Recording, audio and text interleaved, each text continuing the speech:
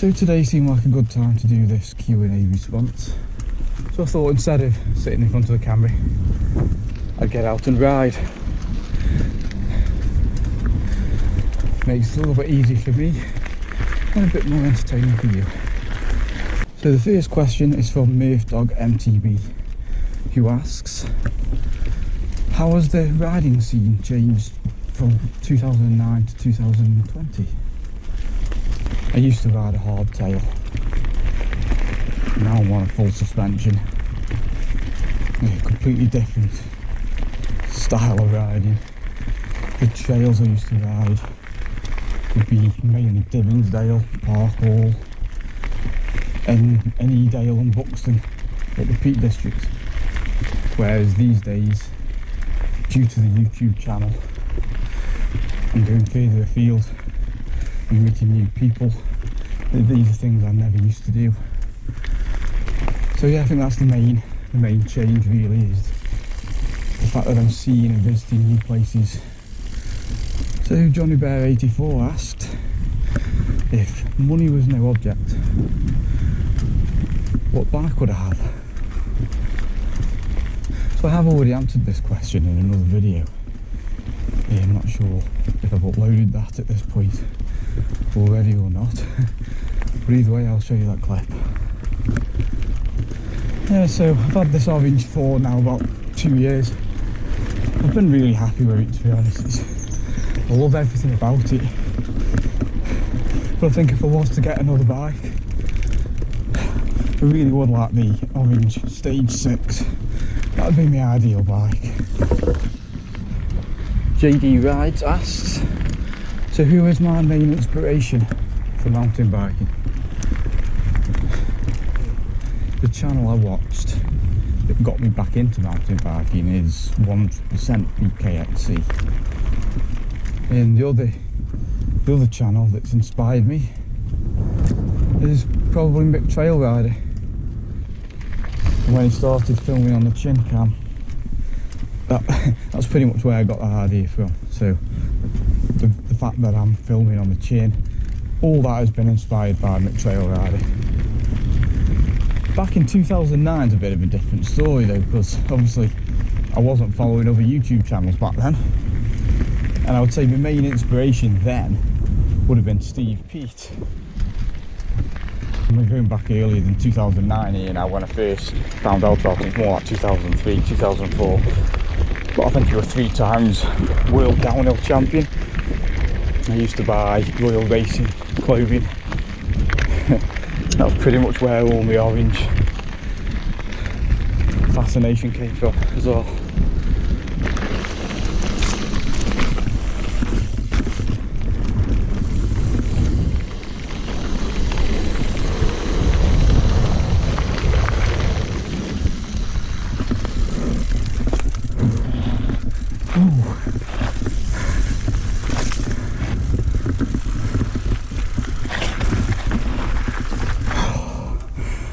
Cool.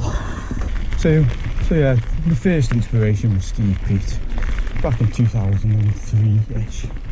2017 it would have been BKXC and Mick Trail Rider.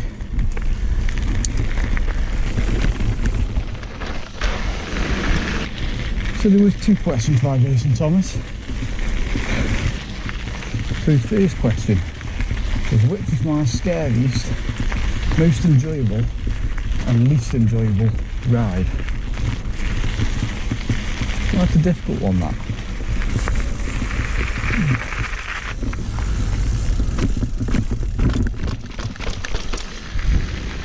So which is my scariest ride? The one that sticks out in my mind, I'm sure I've had a few hairy moments. Obviously I've had the bad crash and whatever not, but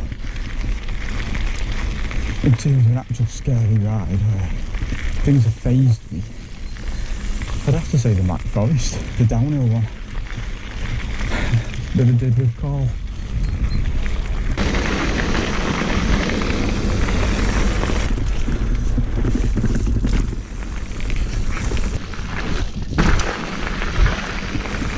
So it's either the Mac Forest downhill or the Ambleside.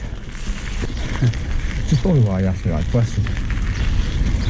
Yes, Jason, that was quite a scary ride. The most enjoyable ride, I think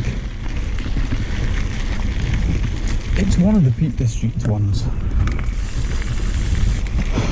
There's so many good ones. It's really hard to choose. There's the Lady Bower group ride that I did last year. That one always sticks out. So yeah, possibly that one. Or the Hayfield Edale, or the Edale Hayfield, because I've done it both ways round.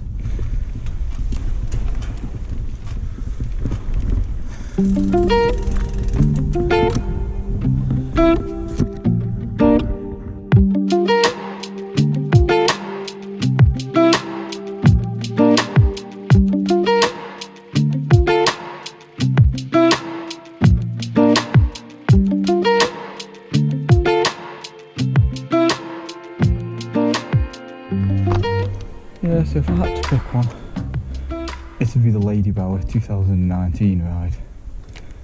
That was an absolute classic day.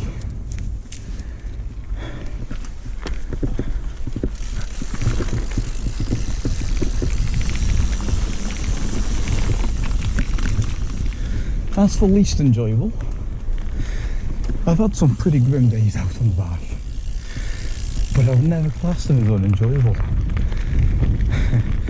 I suppose, if any, it would be the Bakewell ride that I did with Dave Genvy and Rich Woodward and Will.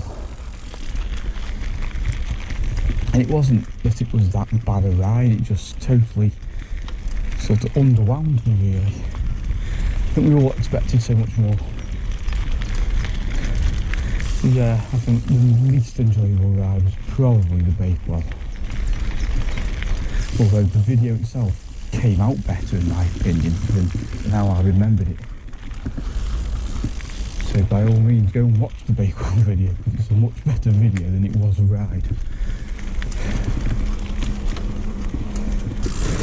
Having said that though, I totally forgot about my last ride of the year, 2019, which was the Macclesfield Gradbach Loop.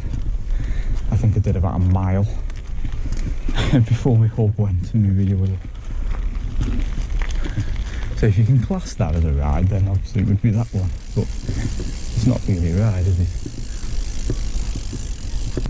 So to sum it up for Jason, I'm going to go with scariest. I'm still going to stick with Matt Forrest, the D8 I did with Carl. It very close second place would have been the Ambleside. Most enjoyable, the Lady Bower group ride. And the least enjoyable, I'm going to stick with the Bakewell ride.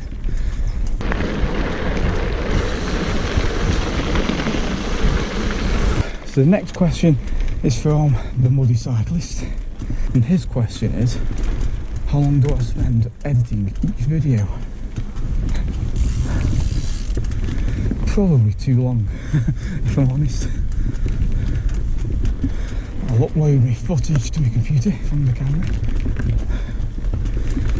and when I get a minute I'll watch through it all, so I've got an idea in my head which bits I want to use. So once I've watched through it all, I've got that idea in my head, I then choose my music.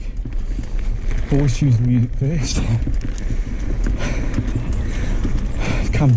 It can take me a day or two to choose the right tune sometimes.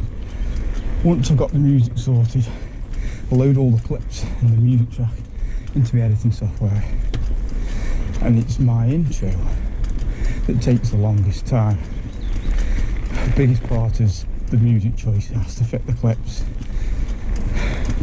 You won't believe how many times I swap the music out and start again. So it's usually a couple of days editing, getting the right music and the intro sorted. From then on, it's a few hours dropping all the clips in. Obviously, if I'm uploading to the extra channel, where I don't bother with the fancy intros, then that's just a few hours.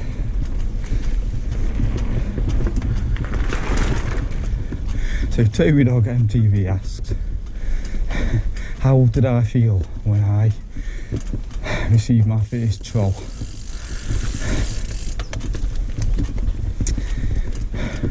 Basically, somebody left a comment on my Landegley video, the group ride one, where I had the big crash, the high speed crash into a tree,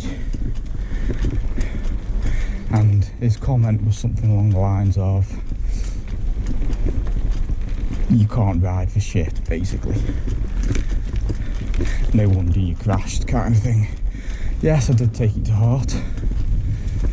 But the one thing I've learned about that is it doesn't matter what anybody thinks.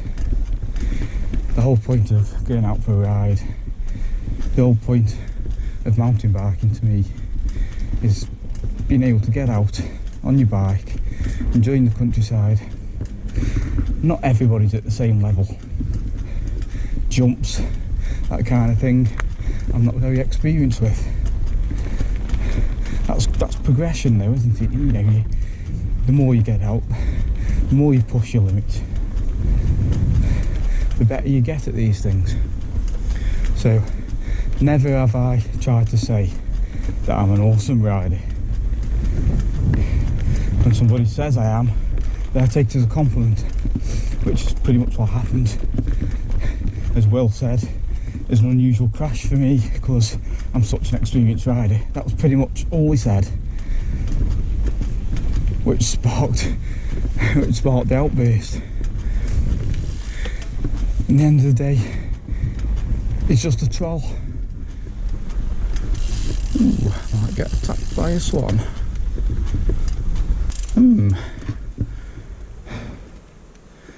He looks a bit stubborn, doesn't he?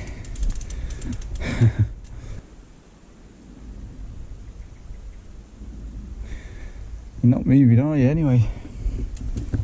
Not at all. I won't move you. So I've just noticed I wasn't at the right angle on the chin cam, so apologies if the angle's wrong prior to now. So my next question is from Staying Active RA Warrior, who loves all the beautiful places and the historical places that we visit, and wants to know, will I be visiting any more places like that in the future? So yeah, I do intend to. We did a lot of rides like that with Bob, the sort of thing that me and Bob would sort of go out of his way to do. We would research an area the night before and we'd go take a look at a certain historical feature. Bob, I do expect to return. He's had a few issues going on. So yeah, that aside, I don't see any reason why I can't do that kind of thing with the people I ride with currently. So yeah, I do intend to do a bit more historical rides. Them kind of rides are more for the smaller groups when it's just 2 or 3 of you, which I'm sure we will have more of them kind of rides. So I do fully expect to do a few more historical rides in the future. Going back to Jason Thomas again, because he had 2 questions. The second question was, what do I miss about the Boardman? The Boardman was a decent bike. I mean, in 2009 I had the orange Sub-Zero, and I used to think that was brilliant. That was a hardtail. I sold that bike about 2015 for peanuts as well, which really does annoy me. It was a £2,000 bike, that was. So the Boardman was the first full suspension bike I bought in 2017 when I decided to get back into mountain biking. So, and it did its job. I loved it, really. I mean, the full suspension was all new to me. I'd never rode full suspension before, so So no, I don't miss the Boardman, although it was a damn good bike. So yeah, I mean, the only thing, if there's anything to miss about the Boardman at all, it would be the fact that it was the bike that got me back into mountain biking. But my Orange's far superior bike. So the next question is from PDP Cycling, otherwise known as SAC. Some of you will be familiar with SAC, he's appeared in a couple of my videos. He asks, will I ever get the GoPro 7 or 8? And what winter riding tips do I have anybody who wants to go out and ride in the winter like I do? Firstly, yes, I do intend to upgrade to a GoPro 7 or 8. When that'll be, I don't know at the moment with the current situation, but I do intend to upgrade the camera, definitely. Tips for winter riding: wear a coat. No, on a serious note, I used to have full waterproofs. I used to wear waterproof bottoms, waterproof jacket. I ripped the waterproof bottoms, I think last year sometime when I did the Roaches ride. So since then I've not bothered. What I went for instead was the cycling tights with my shorts over the top. I find that works really well. By the time you've got your knee pads on and everything, no one can really tell that you've got them on, because I'm not a big fan of cycling gear, cycling lycra, and basically a warm pair of gloves if you've got any, and a spare pair in your bag. Yeah, so food's important. I mean, it's always a good idea to take food on a ride, but when it's cold, if you haven't got food in your bag, that could be a big mistake. Because remember once, this is going back years ago, 2003, I've got some photos of the start of that ride, I think. It was so cold, I started to get hypothermia. I had no food in my bag. One of my friends, he had a Mars bar, and he had to feed me the Mars bar on the side of the road. Whilst I stood there with my hands down my pants trying to keep them warm. I can tell you now that must have looked really dodgy from any passers-by in car. So all they would see would be some guy feeding his mate who's got his hands down his own pants and feeding him a Mars bar. I dread to think how that must have looked. So yeah, I've always carried an energy bar or something in my bag. It's just about being sensible really in winter. Just make sure you've got the right clothes to do what you set out to do. You should be okay.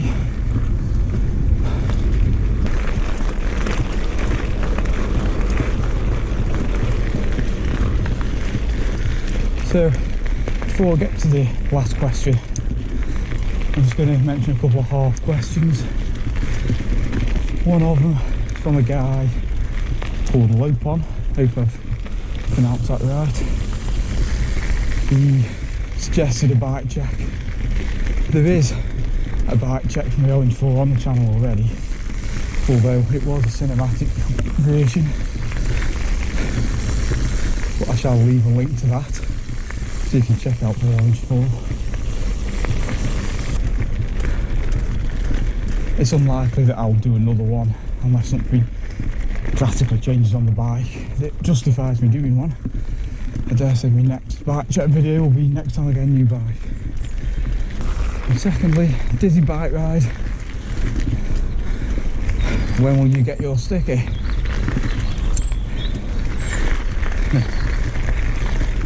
I shall leave you at the trailhead of somewhere 30 miles away by BMX, and you can ride and come get it. Now, on a serious note, all you've got to do, mate, is turn up to some rides when we organise them, and I'm more than happy to let you have a sticker, not a problem. So my last question comes from Juice Drug, and he asks, where do I expect my mountain biking to take me in terms of progression?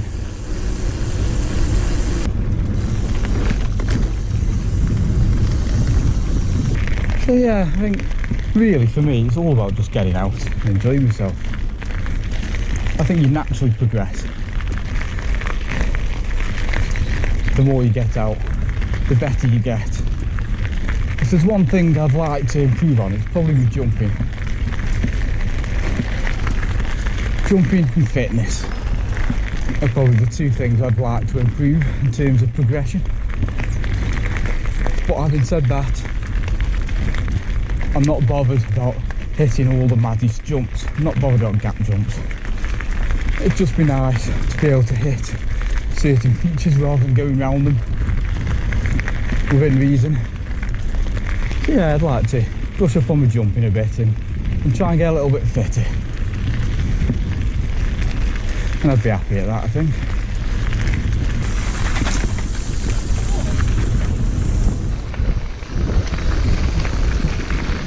So yeah, I think that's pretty much it for today's Q&A response video. Hope you enjoyed it. Don't forget to like, comment, subscribe if you haven't already. Hit the bell notification for future content. And thanks for watching. Stay safe, guys.